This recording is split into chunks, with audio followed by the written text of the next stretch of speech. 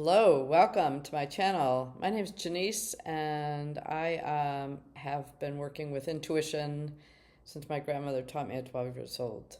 And so today I want to talk about um, being intuitive in a secular world, which actually everyone is intuitive. I just want to say that we're all have intuition, some more than others. And what I find, and I just want to share this with you because it has taken me a very long time over the years being sensitive, because intuition is connecting to others in that way, um, and how to work with being intuitive in a secular world.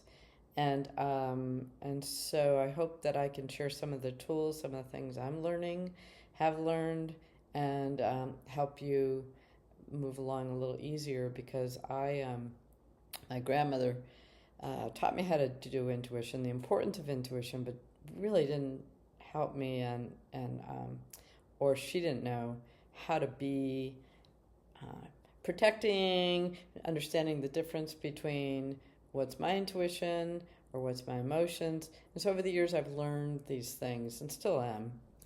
Life is a journey.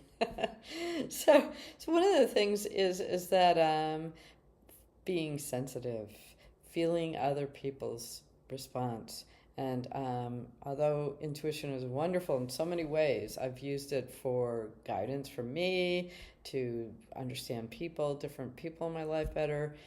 But when you are standing in a group of people and you're wide open with your intuition, your sensitivity, and you're feeling different things going on from the reactions of others, perhaps, it sometimes can be a little bit offsetting, a little confusing.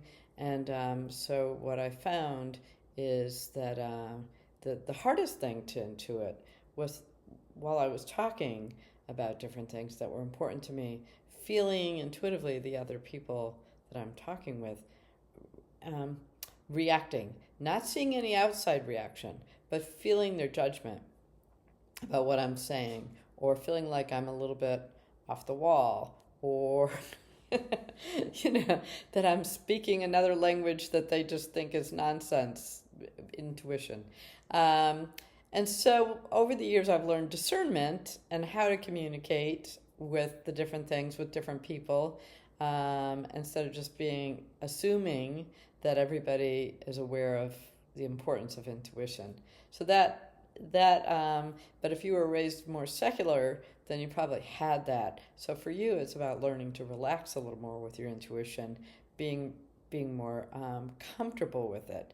For me, it was reining it in. So it depends on if you were raised more secular or more intuitive, which way it goes. But no matter which way, you're going to feel intuitively people's judgments and reactions because of your intuition. And if you don't know that you're doing that, then all of a sudden it might affect how you're feeling about yourself. And so one of the things, and I've talked about this in other videos, about the importance of light work.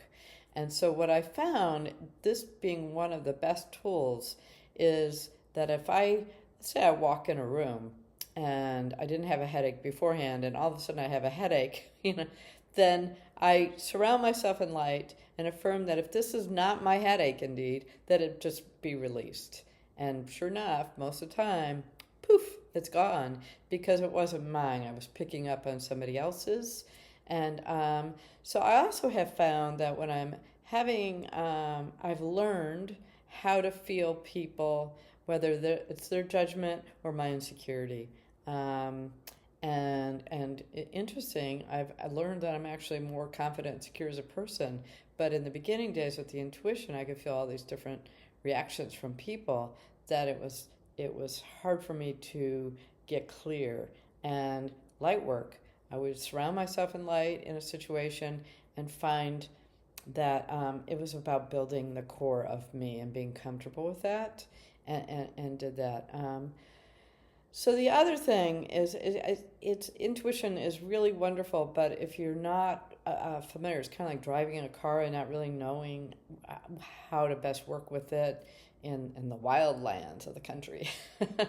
So I found that having more of a relationship, not just assuming that you're intuitive and that's it, but what does that mean? How does your intuition work for you? Do you get gut feelings? Do you have thoughts? Do you hear things?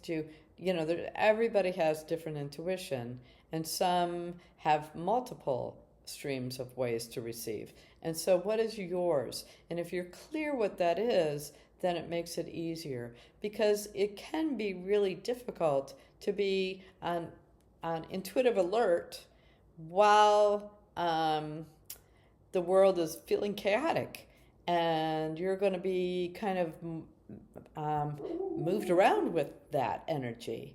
It's an energy thing. And so if you really know how to ground, that is another important tool that I've used. And before I learned how to ground, because I didn't understand that I even needed to, I would just I was like a kite with with somebody holding my string. I was never grounded. And so what I have learned is to ground. And so how I ground, and there's so many grounding techniques. Some people exercise is a grounding, but I found that in the moment, if I'm not feeling grounded, what I do takes 30 seconds, and I can do it with my eyes open, do it with closed, but I just close my eyes if I'm in a place where I can do that. If not, I do it with my eyes open. And I just feel my feet and my tailbone having roots going into the earth, and just feeling the Mother Earth just holding me and really just nourishing me. And I tell you, that just took a few seconds. And in that few seconds time, I could even just feel now I'm more grounded. And so by using grounding on a regular basis, and by doing light work on a regular basis, and connecting with what is your intuitional style, and how are you using intuition in your life. I use it to I use it, I don't know, I use it all the time. It's just part of my wiring. So I'm thinking about it and make a list of saying that.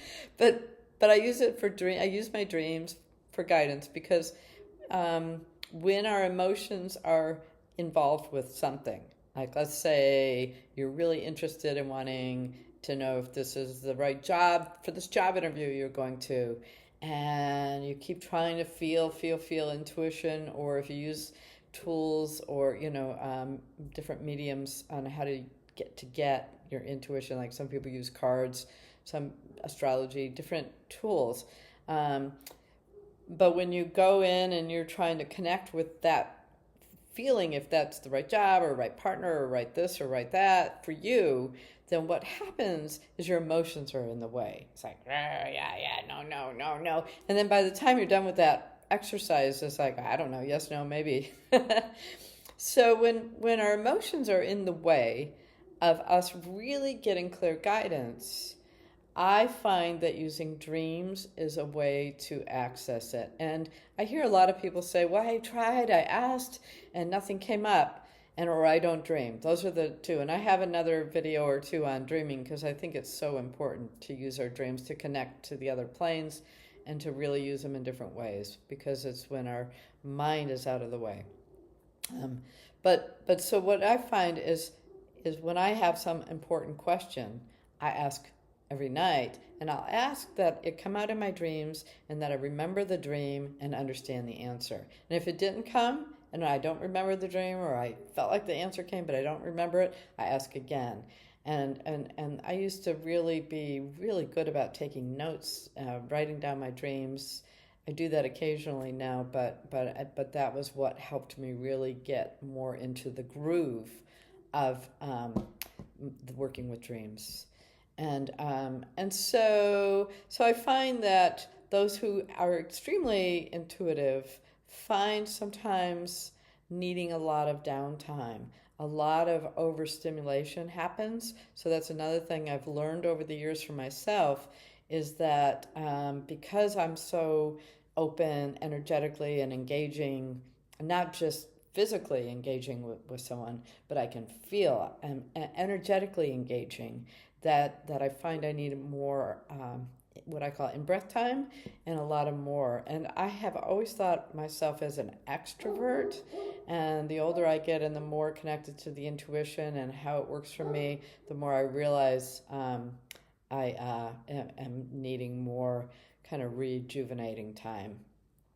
And so those are tools that have worked for me with intuition in a secular world. And the reason I say secular is because a lot of people want evidence of intuition, and or don't believe it, and here you are, like, maybe wide open, being an intuitive and feeling this and that and everything in between.